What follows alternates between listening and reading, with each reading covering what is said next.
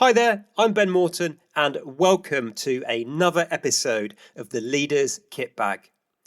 It's the weekly micro edition of my podcast.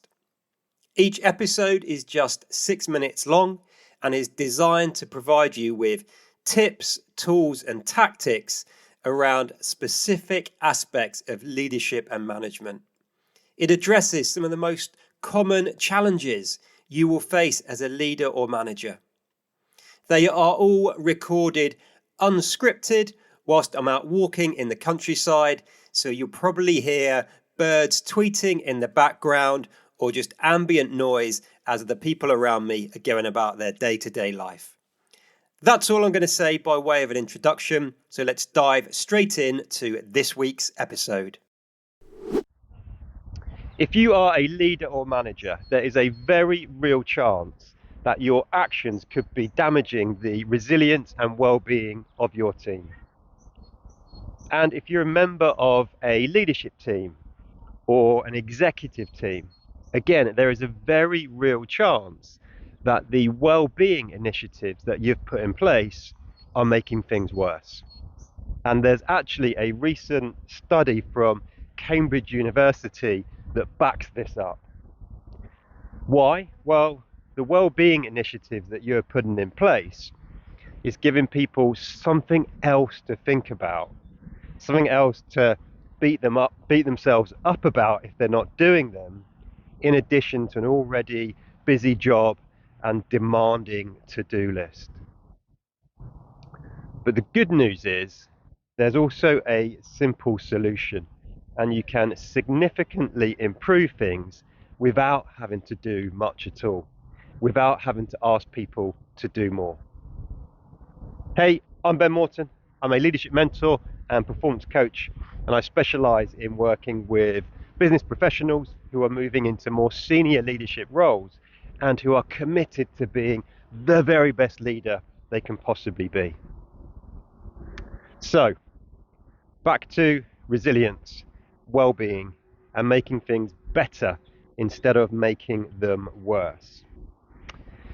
Another study found that up to 22% of somebody's resilience and well-being is affected or can be determined by the degree to which their direct manager or leader supports their well-being and role models good, healthy behaviours.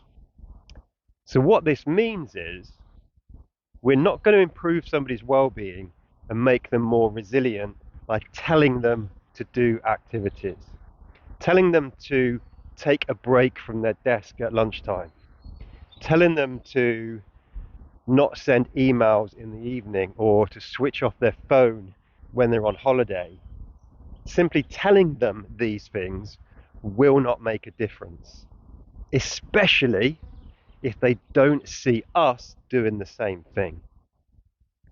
What will make a difference is when they see us modeling good behaviors, right? If they're not getting emails from us in the evening, that will make a difference. If they see us putting blocks of time in our diary to go for a walk at lunchtime, if they see us leaving the office at sensible times, if they see us eating well, for example, they will start to copy. Why? Well, another study found that 58% of people at work worry about letting their boss down. And again, that's not necessarily your intention, but how people perceive our actions will drive that fear of letting us down, because what we do very quickly becomes the standard that other people think they have to live up to. So if we're working late in the evenings, if we are working and sending emails at the weekend, if we're not taking a break at lunchtime, people think that's what we expect of them.